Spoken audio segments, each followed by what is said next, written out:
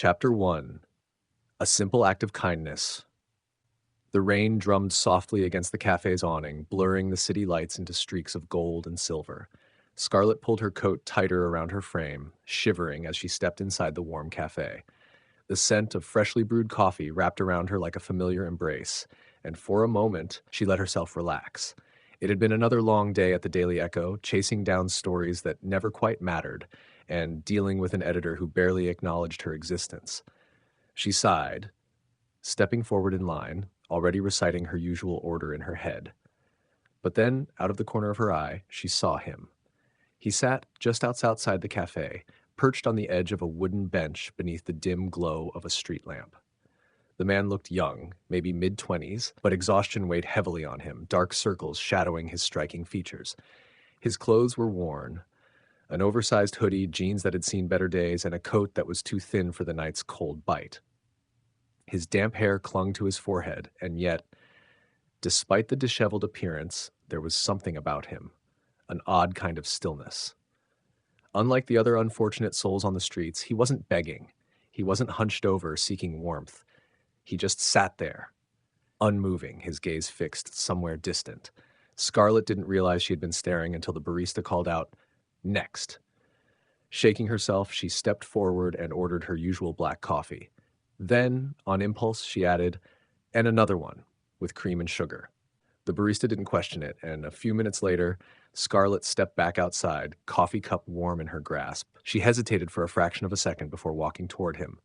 "Hey!" she said, her voice soft but firm. The man's eyes flicked up to her. They were a shade of deep, stormy blue, intense and unreadable.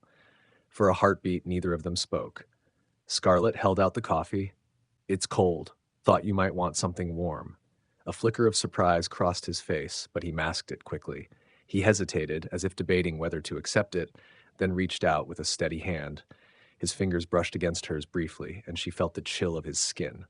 "Thank you," he murmured, barely audible over the sound of the rain. Scarlet shrugged. No big deal. She expected him to take the coffee and leave it at that. Most people did. She had done this before. Small acts of kindness for those who had nothing, but rarely did they lead to anything beyond a brief exchange. But this man didn't immediately drink. Instead, he studied her, as if trying to figure out why she had done it. The intensity of his gaze made something tighten in her chest. "You didn't have to do this," he said after a moment. "No, I didn't," she agreed. "But I wanted to." He nodded, exhaling slightly, as if the warmth of the cup alone had given him some comfort. He took a careful sip, closing his eyes briefly. Scarlet shoved her hands into her coat pockets, suddenly unsure what to say. The city hummed around them, cars passing by, people laughing in the distance, the rain still falling in a steady rhythm. "Rough night?" she asked, not sure why she was trying to keep the conversation going. A ghost of a smirk played on his lips, but it didn't quite reach his eyes. Something like that. Scarlet wasn't sure what she had expected him to say. Most people in his position would launch into a story. How they got here, how life had unraveled, or maybe just silence, a way to guard whatever dignity they had left. But this man didn't offer any explanations. For some reason, that made her even more curious. She stole another glance at him. Despite the worn clothes, there was an elegance in the way he carried himself, a quiet confidence, as if he wasn't used to being in this position. His voice, too, was oddly refined, low, smooth, almost careful in its tone. "Do you have somewhere to go?" she found herself asking before she could stop herself. His jaw tightened slightly, and for the first time, a crack appeared in his composure. It was subtle, but she caught it, the flicker of something painful beneath his guarded exterior. "Not tonight," he admitted. Scarlet hesitated. She wasn't naive. She knew better than to invite a stranger into her life. But there was something about him, something that made it hard to just walk away. She reached into her bag, pulled out a few bills, and held them out to him. "For a motel or something." This time, his reaction was stronger. He stiffened, his eyes narrowing just slightly. "I don't need your money." His tone wasn't angry, but there was something sharp in it. Pride, maybe, or something deeper. Scarlet blinked, caught off guard. Most people would have taken it without hesitation. "Okay," she said slowly, slipping the money back into her bag. "No offense meant." The tension in his posture eased slightly. He took another sip of the coffee, then finally looked at her again. Really looked at her. "You're different," he said, almost to himself. Scarlet raised an eyebrow. "You don't even know me." He gave a small, almost imperceptible shrug. "Maybe." There was a long stretch of silence between them. The rain softened to a drizzle, misting the air. Scarlet knew she should probably go. She had an early morning at work, and this wasn't her problem. But for some reason, leaving felt wrong. She glanced at him one last time. "Take care of yourself, all right?" He didn't respond right away. Instead, he watched her as she turned to leave, as if debating whether to say something more. But then, just as she took a step away, he spoke. "You too, Scarlet." She froze. A chill ran down her spine, not from the cold, but from the sound of her name on his lips. She hadn't told him her name. Scarlet turned sharply, her pulse kicking up. "How do you—" But he was already gone. All that was left was the empty coffee cup on the bench, the steam curling from its surface, and the unsettling realization that whoever he wasn't just some ordinary man on the streets. Chapter 2: The Truth Unveiled. Scarlet barely slept that night. The rain had eased to a soft drizzle by the time she got home, but her mind refused to quiet. She replayed the night over and over. The quiet intensity of the man's gaze, the way his voice wrapped around her name like he had known it all along. She hadn't told him. That detail gnawed at her, an itch she couldn't scratch. She wasn't the type to spook easily, but something about the encounter unsettled her in a way she couldn't explain. By morning, she had convinced herself she was overthinking. Maybe he had overheard her name at the cafe, maybe the barista had said it, or maybe she was just exhausted and making something out of nothing. Shaking off the unease, she showered, dressed in her usual blazer and jeans, and grabbed a coffee before heading to the Daily Echo. The office was already buzzing when she stepped in. Phones rang, keyboards clattered, and the smell of burnt coffee filled the air. Scarlet wove through the chaos toward her desk, barely noticing when her coworker Nate practically leapt in front of her. "Holy shit, Scarlet!" he blurted. She blinked. "Good morning to you too." "Have you seen the news?" Her stomach dipped. "What?" Nate didn't answer. Instead, he spun his computer monitor toward her. The moment Scarlet saw the headline, the world around her blurred. Prince Blake of Valmere found in disguise. Missing royal, hiding in plain sight? Below the headline was a grainy photo, a familiar man in a hoodie and worn-out clothes. Scarlet's breath hitched. It was him. Her heart slammed against her ribs as she skimmed the article. Blake Alastair Rowan, second Prince of Valmere, had been missing for nearly 3 weeks. His family had issued statements, the royal guards had launched searches, and the media had gone into a frenzy. Some speculated he had been kidnapped, others that he had simply vanished on his own accord. And now, just last night, he had been spotted in the city.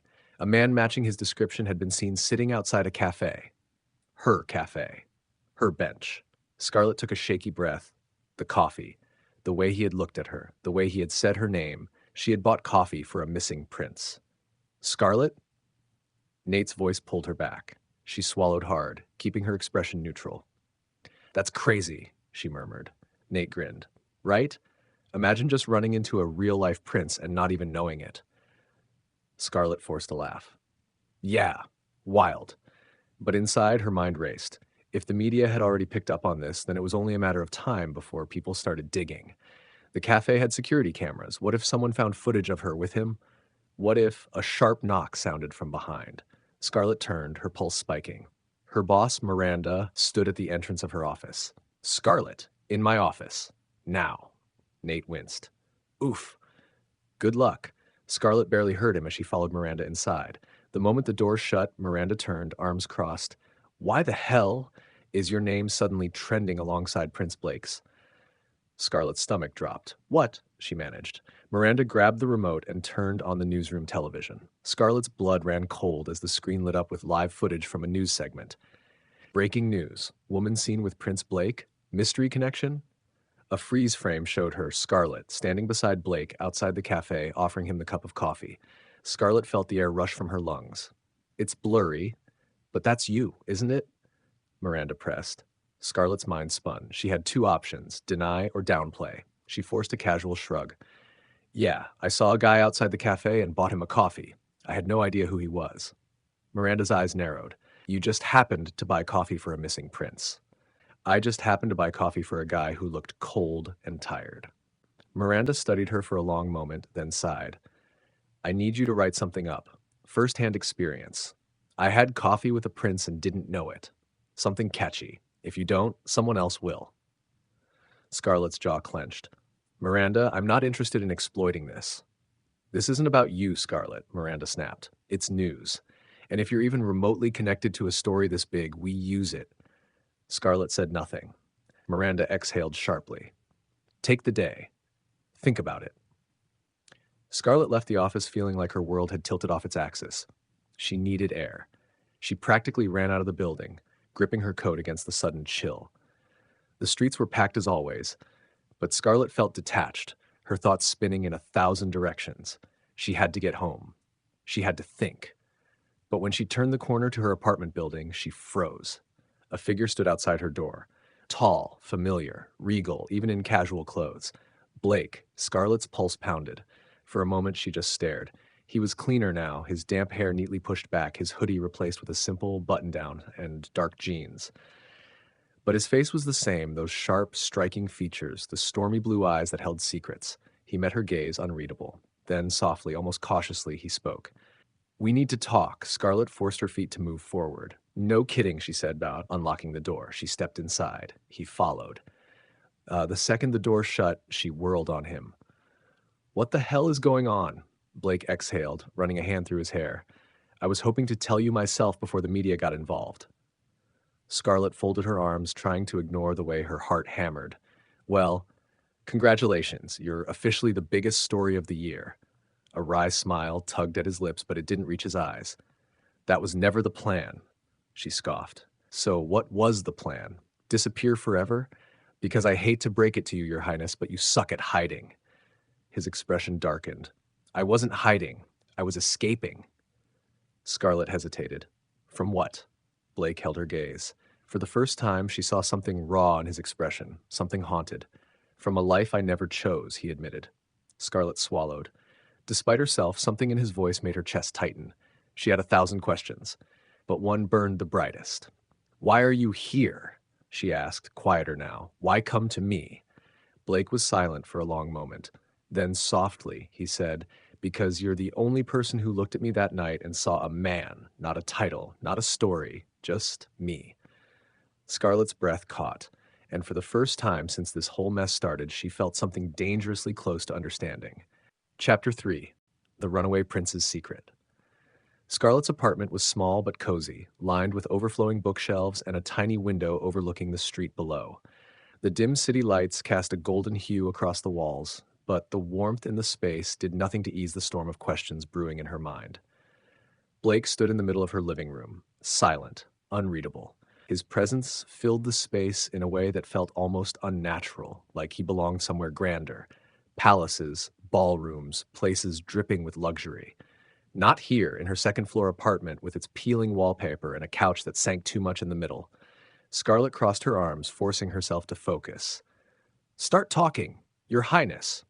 Blake exhaled sharply at the title, running a hand through his dark hair. Don't call me that. Scarlet arched an eyebrow. Why? Because you don't want to be a prince anymore. His jaw tensed, but he didn't deny it. Instead, he walked toward her window, gazing outside like he was searching for something. Or maybe running from something. Scarlet took a steadying breath. The world is looking for you. You do realize that, right? And now I'm in the middle of it. Blake turned back to her. I never meant to drag you into this. Well, too late for that. She shook her head, frustration bubbling to the surface. I need answers, Blake. Why did you disappear? What are you running from? Blake hesitated, and for the first time she saw something flicker in his expression, something close to vulnerability. Then, quietly, he said, My father. Scarlet blinked. King Rowan? Blake nodded, jaw tightening. He's not the man the world thinks he is. The weight of those words settled between them like a storm cloud. Scarlet had never paid much attention to the royal family of Valmere beyond what the media fed the world. Images of regal dinners, charity events, and the ever-present whispers of palace intrigue. But now, looking at Blake, she realized the truth was far more complicated. What do you mean? She asked carefully. Blake was silent for a long moment, like he was debating whether to trust her. Then he spoke. his voice quieter now. My father rules Valmer with an iron grip, he said. Everything he does is for power, for control. The image he presents to the world, it's a carefully constructed lie. Scarlet's brows furrowed. So what? He's corrupt?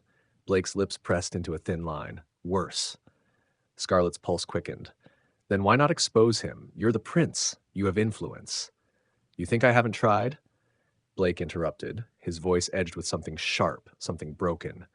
Every move I made, every attempt to push back, was crushed before it even began. He shook his head. My father doesn't tolerate defiance, Scarlet, and when he feels threatened, he makes people disappear. A chill ran down Scarlet's spine. Disappear. Blake turned back to the window, his hands clenched into fists at his sides. I left because I found something, proof of what he's done. Something so damning that if it got out, it would shatter everything. Scarlet's breath caught. And he knows you have it? Blake nodded, his expression dark. That's why I ran. That's why I can't go back. Scarlet swallowed hard, her heart pounding. She had expected drama, maybe even scandal. But this was something else entirely. A prince on the run, a corrupt king, a secret that could bring down an empire. Scarlet's fingers twitched with the instinct to write, to unravel this story with the precision of a journalist. But this wasn't just another expose. This was real. And suddenly, she wasn't just an observer. She was part of it. She took a slow, steady breath. What kind of proof? Blake hesitated, then met her gaze. I can't tell you, Scarlet scoffed. Seriously? This isn't a game, Scarlet, Blake said, stepping closer, his voice low, urgent. The less you know, the safer you'll be. Scarlet held her ground, even as his proximity sent an unsettling warmth through her. You dragged me into this, whether you meant to or not. I deserve to know exactly what I'm dealing with. Blake studied her, his stormy blue eyes locked onto hers. The air between them felt charged, an unspoken battle of wills playing out in the silence. Then, finally, he sighed. I have documents, records of secret deals, illegal operations, things my father has buried for years, he admitted. If the world knew what was in them, he'd lose everything. Scarlet's breath hitched. This was bigger than she'd thought, much bigger. She forced herself to focus. And where are these documents? Blake hesitated. Somewhere safe. Scarlet narrowed her eyes. You hid them? I had to, he said simply. If they fall into the wrong hands, they disappear forever. Just like the people my father silenced. A weight settled in Scarlet's chest. This wasn't just about political power. This was about survival. Blake's life was in danger, and now, by association, so was hers. Scarlet ran a hand through her hair, exhaling sharply. So what happens now? You just keep running? Blake's expression hardened. For now. Scarlet stared at him, frustration mounting. That's not a plan, Blake. That's just avoiding the inevitable. I don't have a choice, he said, voice raw. If I stay, my father will find me, and if he finds me, he'll make sure I never speak again. Scarlet felt her pulse hammering in her throat. The weight of his words settled deep in her chest. Then suddenly there was a sharp knock at the door. Scarlet froze. Blake went rigid. Another knock. Louder this time. Scarlet's heart slammed against her ribs. Scarlet Carter? A deep voice called from the other side. Scarlet exchanged a panicked look with Blake. Whoever it was, they weren't friendly. Blake's expression darkened. They found me, he whispered. Scarlet barely had time to process his words before Blake grabbed her wrist and pulled her toward the back door. His grip was strong and not painful, his movements swift, controlled. Scarlet Carter, open the door. The voice demanded again, more forceful now. Blake cursed under his breath. We need to go. Now! Scarlet didn't argue. She let him lead her through the back exit, her heart pounding as they slipped into the night. The chase had begun, and Scarlet had a sinking feeling that there was no turning back. Chapter 4, The Unwanted Proposal. Scarlet's heart pounded as she and Blake slipped through the back alley behind her apartment building. The cold night air bit at her skin, but adrenaline burned hotter beneath it. She could still hear the sharp knocks on her front door, the demanding voice calling her name. Whoever was looking for Blake wasn't messing around. Blake moved fast, his grip firm but not painful as he led her through the dimly lit streets. His sharp gaze flicked to every shadow, every movement, every car that passed too slowly. Scarlet tried to keep up, but questions battered her mind with every step. Blake, she panted, tugging her wrist free. We need to stop for a second. We can't, he said, glancing back. They'll be looking for you now. Exactly, she hissed. So maybe tell me who they are, Blake exhaled, running a hand through his hair. My father's men, or the Royal Guard. Either way, if they find me, I won't get another chance to disappear. Scarlet's stomach twisted. And what about me? Blake's gaze darkened. They won't let you walk away from this, Scarlet. You were seen with me. That makes you a problem. Scarlet's breath caught. So this wasn't just about him anymore. She was in danger now, too. A heavy silence stretched between them. The distant hum of the city seemed louder, the streetlights casting long shadows that felt suffocating. Scarlet swallowed hard. So what's the plan? We just keep running? Blake hesitated. For the first time, she saw it. The exhaustion in his eyes, the weight of whatever he had been carrying. He wasn't just running from a kingdom. He was running for his life. Finally, he spoke. No, there's another way. Scarlet crossed her arms. Oh, great. Can't wait to hear this brilliant idea. Blake's gaze locked onto hers. You need to marry me. Scarlet blinked. What? A flicker of something unreadable passed over his face. It's the only way to keep you safe. Scarlet let out a sharp, humorless laugh. You cannot be serious. Blake's expression didn't change. I wouldn't say it if I wasn't. Scarlet took a step back, shaking her head. You're out of your mind. I know how it sounds. Oh, do you? Because it sounds insane, she snapped. You want to escape, and somehow marrying me is your big solution? That makes no sense. Blake sighed, pinching the bridge of his nose. If we're married, they can't touch you. My father can't use you as leverage, and the media won't be able to spin you as a threat. You'd be protected under royal law. Scarlet gaped at him. You do realize I'm not royal, right? That's not how this works. In Valmir, it does, Blake said. If we're legally married, you gain royal immunity. My father can't detain you, he can't have you interrogated, and he can't use you as a pawn. You'd be untouchable. Scarlet stared at him, struggling to wrap her mind around the sheer madness of what he was saying. Blake, she said slowly, I bought you one coffee. That does not mean I'm about to marry you. His jaw tightened. I know what I'm asking. No, she shot back. You don't. A muscle ticked in his jaw. I wouldn't ask if there was another option. Scarlet scoffed, raking a hand through her hair. There has to be. There has to be something else. Blake shook his head. If there was, I'd take it. Scarlet's stomach twisted. This was unreal. Just days ago, her biggest problem had been an impossible deadline at work, and now she was being dragged into a royal conspiracy with a runaway prince who thought a marriage certificate could fix everything. This is insane, she muttered.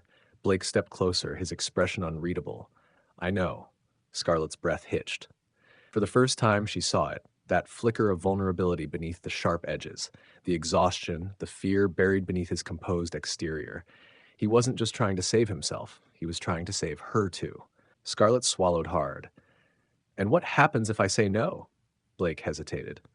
Then, his voice dropped to something softer. Then you'll be in danger. Scarlet felt something twist in her chest. Blake wasn't asking for love. He wasn't asking for forever. He was asking for a lifeline. And somehow, against all logic, against every screaming instinct in her head, she wasn't sure she could say no. A long silence stretched between them. Finally, she exhaled shakily. I need time to think. Blake nodded once. I'll give you that, but not much. Scarlet looked away, her pulse pounding. She had no idea how she had ended up here, but one thing was certain. If she said yes, nothing would ever be the same again. And with that, the dangerous alliance was forged. But with secrets still lurking in the shadows and enemies on every side, Scarlet and Blake's journey was far from over. What lies ahead in the Palace of Secrets? Will their fragile alliance withstand the pressure of the royal world, or will it break under the weight of betrayal? Stay tuned for part 2 of their story. Make sure to subscribe and continue the journey. The real battle is just beginning.